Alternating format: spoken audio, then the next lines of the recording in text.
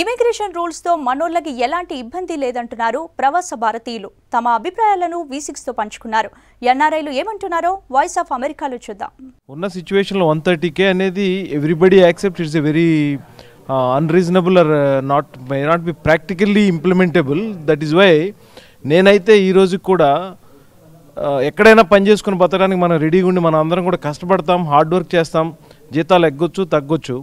But మనం ఎక్కడైనా పని చేసుకుని బతికేవాళ్ళం కాబట్టి కొంత కాషియస్గా మన దేశంలోనే మనం కొంత స్వయం ఉపాధి పథకాలలాగా చేసుకోవడానికి కూడా ట్రై చేయాలి, బ్యాకప్ ప్లాన్ లాగా.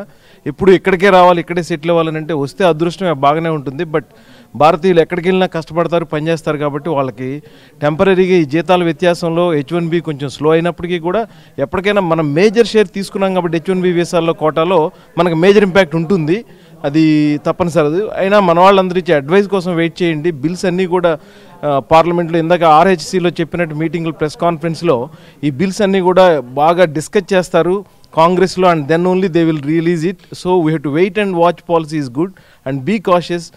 The main headline on the wall is, if you are really illegal you have to worry, if you are legal you need not worry, you will be handled and treated in a better way than when you are illegal. If you are really illegal, make a way, exit out as soon as possible.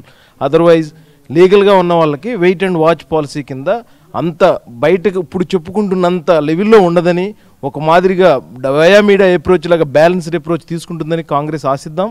That is where our leaders are there to clear some of your fears. Our attorneys are helping. Be online, contact right person, right resource for the advice.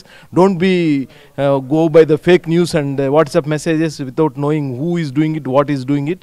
So that is what the advice is. We are all live like a great community. We all will support each other.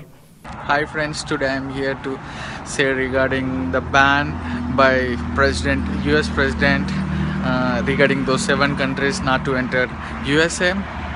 So no need to panic regarding that.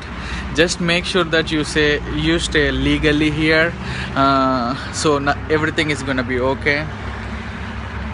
Be safe, not to be worried. Thank you.